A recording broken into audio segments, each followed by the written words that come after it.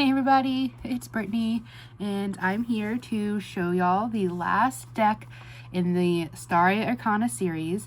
This is the deck I got for Christmas. It's the Bonestone and Earthflesh Tarot deck. Artwork by Torian. I love her artwork. And the whole design and the guidebook and everything was created by Cameron. So we're gonna go through the deck together and I will give my star rating, and yeah, we'll wrap up the whole Starry Arcana series. I cannot believe it's 2026. When I started this series in January of 2025, I honestly did not know if I would continue it throughout the year, but I did. And yeah, we're gonna go through a quick look at all the decks I've gotten in, what I've rated them, do I still feel like those ratings stand, and yeah, I think also I might, however many decks I got in 2025, I think I'm going to try to take a real hard look at my collection and possibly move that many decks on, but we'll see. I've just been in a big decluttering, stage right now. The whole nesting has kicked in since I only have about 8 weeks left of this pregnancy. So I've just been trying to do as much decluttering as I can, because this is a very tiny house and tiny babies bring a lot of stuff. So, all right, let's turn y'all around and we will get started. Okay, so a quick Goose, come on.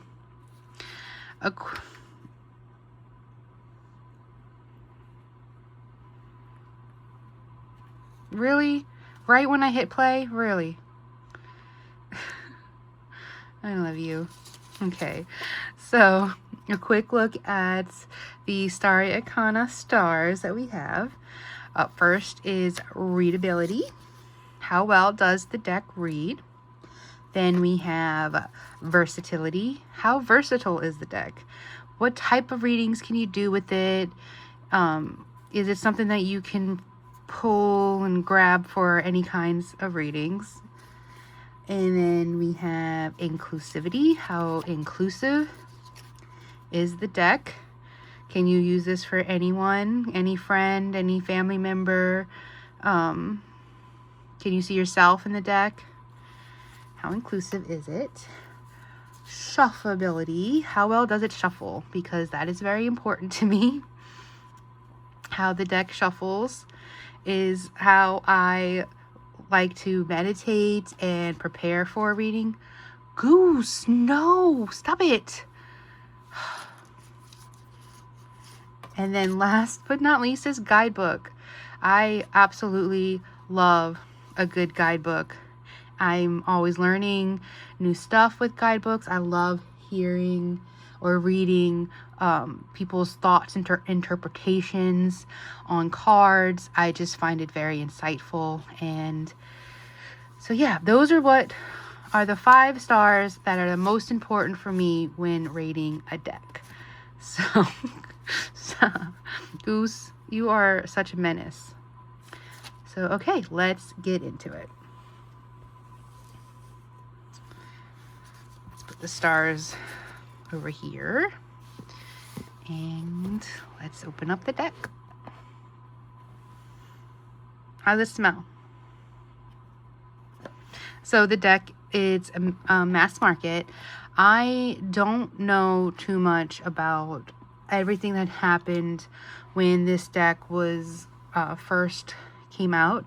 I know it was on Kickstarter, I believe, and I wasn't on Kickstarter yet, so I didn't know about all the hype and I completely missed it.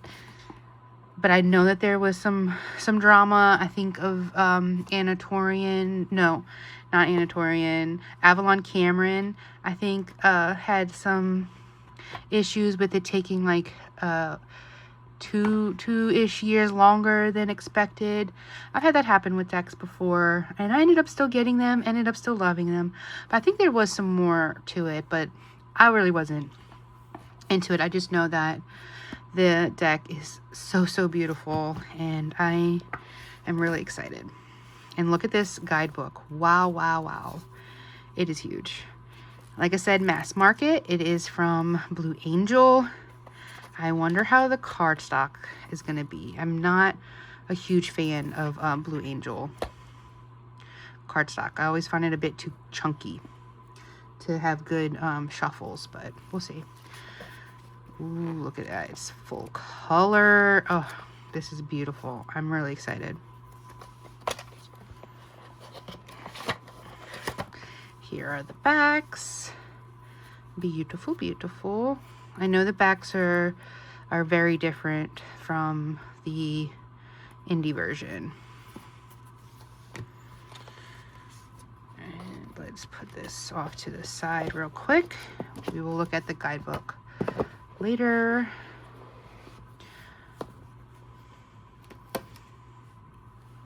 And here's the Fool. That's that main picture on the box, looking into a portal. The little fairy sidekick and a spider. And oh, so much to look at. So many things are like popping out at me. You know, what is this up here? Is that another little fairy watching? And then the face of the wise owl, knowing that they're about to start a new adventure. The unknown.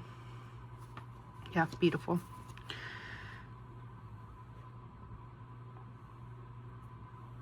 So we got the gray one for the magician.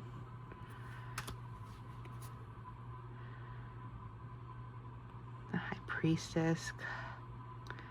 The watercolor. Oh, I love Anna Torian's work. I have Oracle of Echoes, and I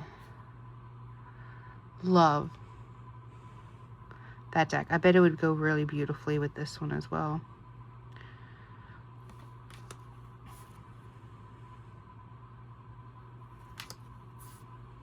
I also have the black and white deck, which is one of my favorites.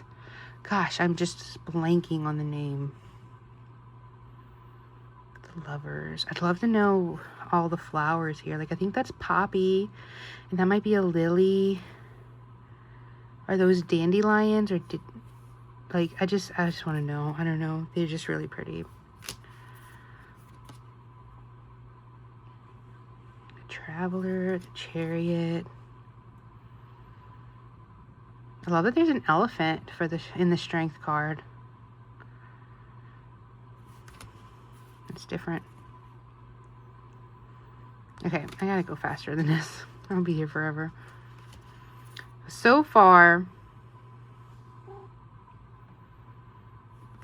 how would this deck read? Odin. Nice. I would really have to wait and see how the minor arcana are. But I mean, look at that growth underneath and what's coming out of the death. So far, I think it's going to read beautifully.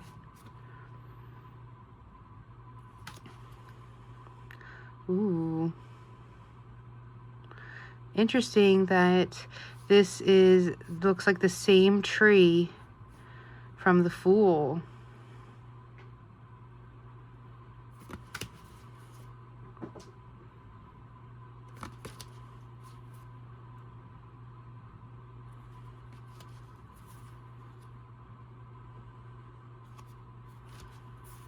Versatility. I really love the vibes, and I think that this could be a very versatile deck. All right, getting into the minor. This will tell me. Quill. The pen is mightier than the sword, right? Which is good because, like, critical thinking, jotting notes down. You get a pen and paper for like your first day of school, learning, thoughts, new ideas. Yeah. Yeah, I think this will be very, amazing. The dead heart, the dying, the decay, and the growth coming out of that. The hurt and pain, but something beautiful. So versatility for sure, I think so. Inclusivity, I don't know. I haven't seen many different body types, different people of color. I haven't seen any of that just yet, I don't think.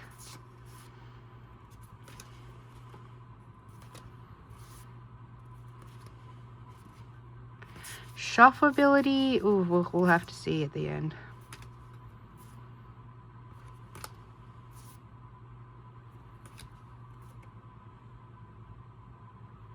The super blood moon eclipse.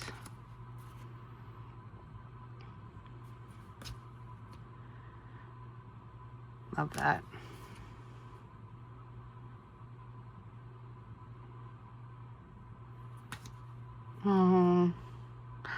Oh, that's sad. Oh.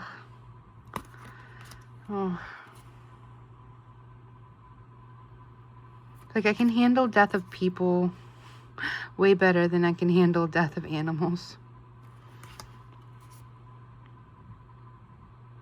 Morgana.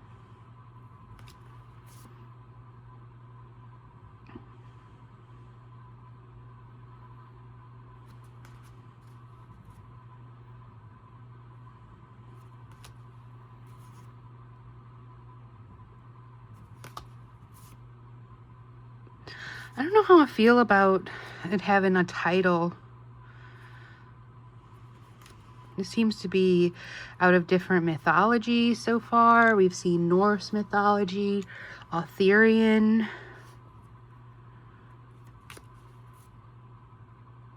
Greek. I think I've even seen some Celtic. Yeah. Interesting.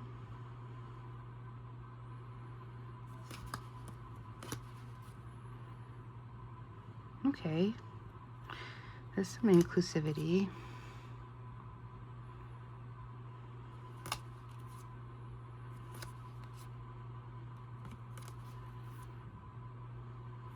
Okay. All right. Marie Laveau. I have visited her gravesite, or it's more of a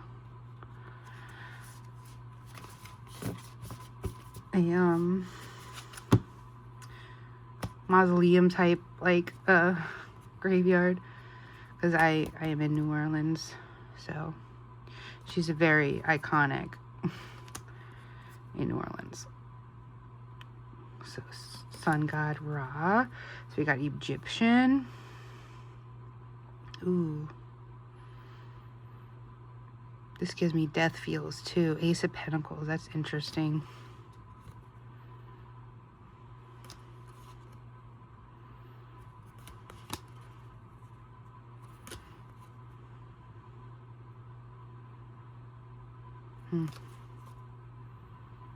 I went through Katrina, so I know what that's like.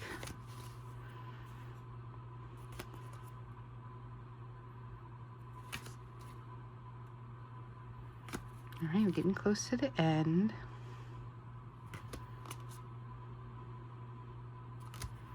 Community instead of legacy. Interesting. Dionysus. And Lilith. So yeah, definitely lots of different figures. All right, let's see how it shuffles. Oof. Oh gosh, nope.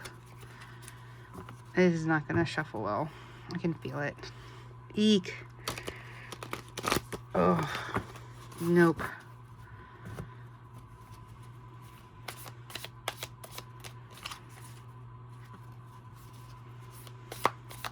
Maybe if I split it in half, I can shuffle it better. But sometimes stiff decks like this, over time, will get better. But yeah, I had a feeling, knowing it was Blue Angel, that it was going to be a hard shuffle. All right, we're going to pull a card and read from the guidebook. See what we get.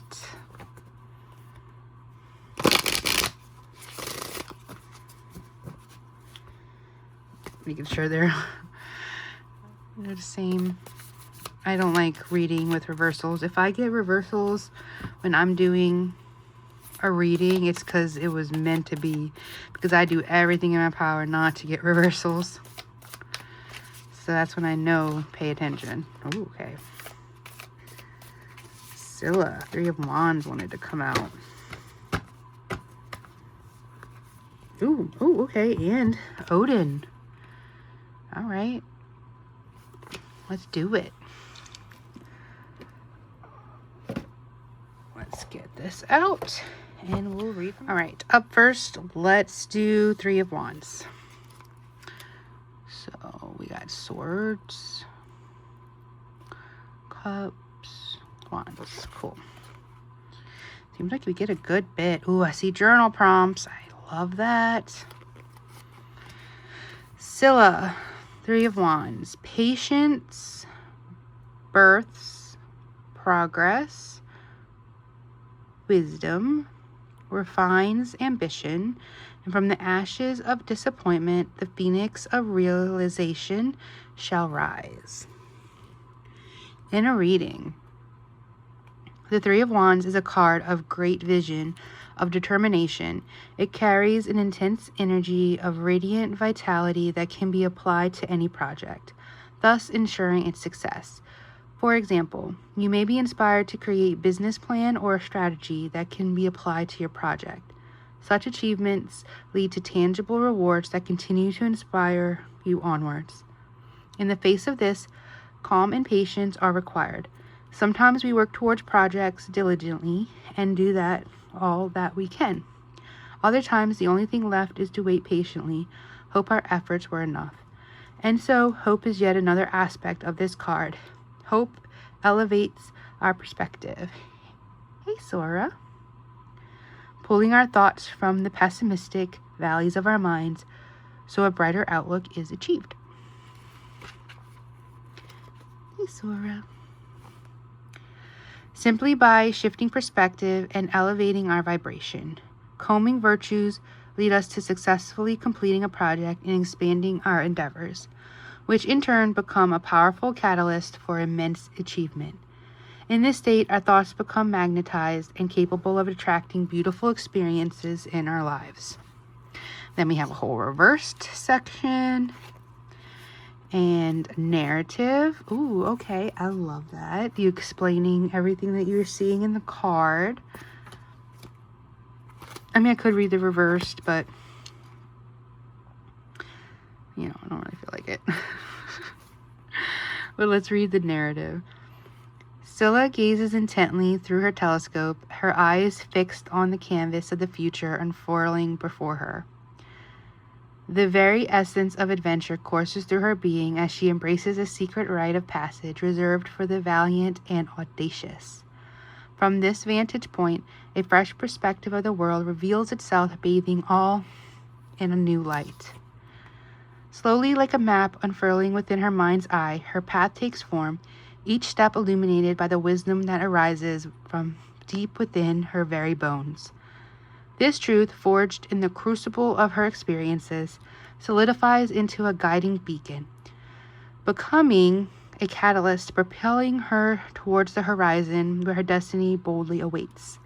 Amidst the expanse of clouds and the enchanting blue sky, she floats, a harbinger of direction and purpose, joined by kindred spirits, bound by a shared vision, but destined for diverse destinations.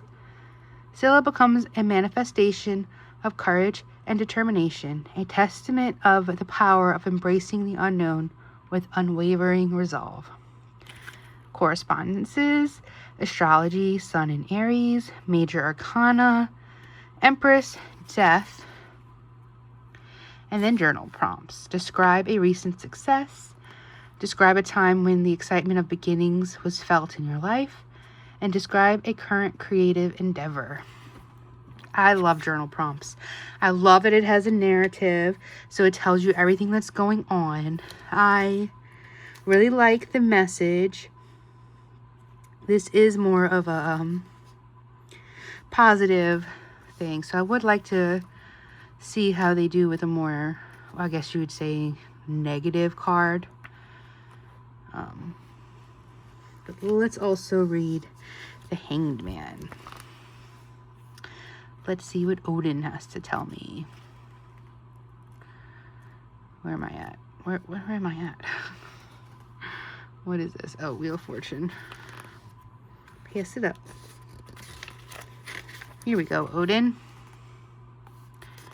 Inner reading, reversed, narrative. You get the same amount as you do for the minor. Love that.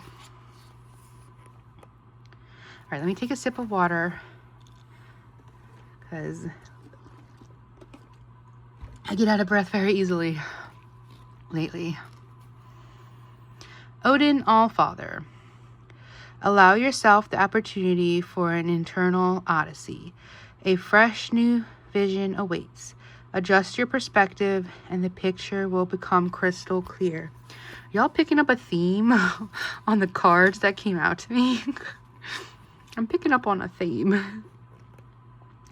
A sacrifice will lead to greater wisdom. Surrender grants greater illumination, leading to spiritual evolution. Sacrifices made for the greater good will be well received. This is the unique approach of the Hangman. Adjust your worldview and see your situation from a different perspective, giving you a deeper understanding of your circumstances. But you may need to leave your comfort zone and accept this new information.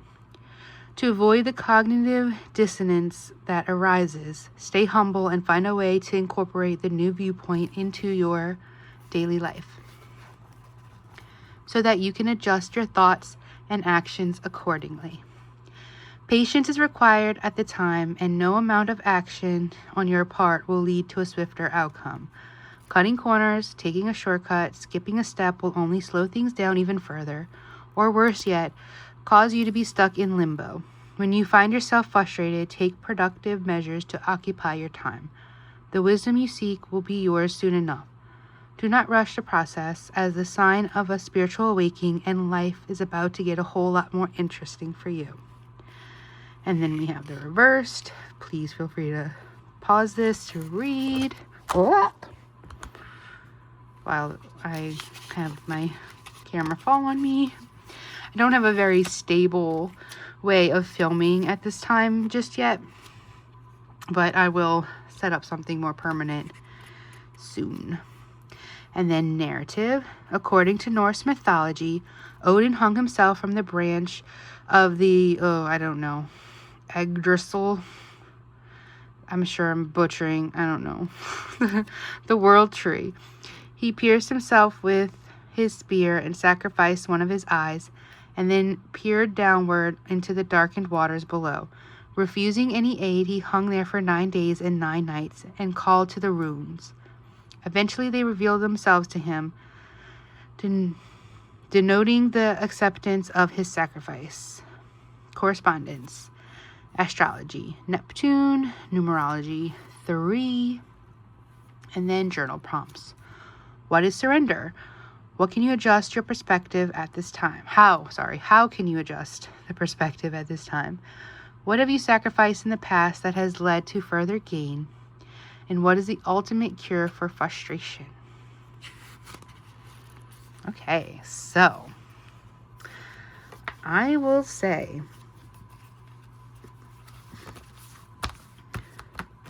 let me get my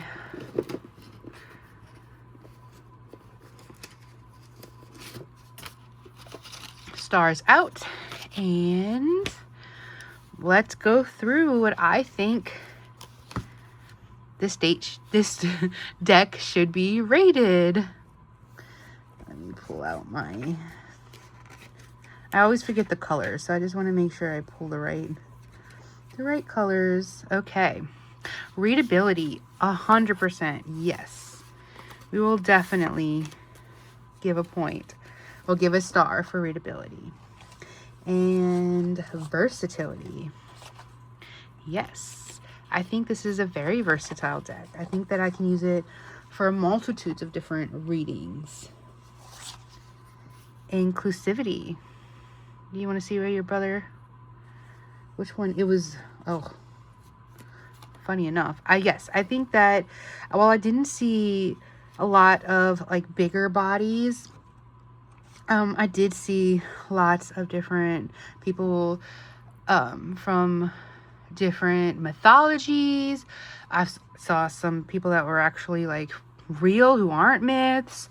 Lots of inclusivity there.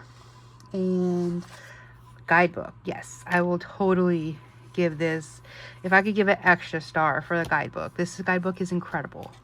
I am so excited about that. But the one Goose destroyed, it's like Goose knew that the shuffleability of this deck is horrid. And Sora, it is very rude to be cleaning yourself on camera like this. Yes, this is where Goose... You see what your brother did? That was very rude of him. Sora is actually... really is Goose's sister, just from a different litter.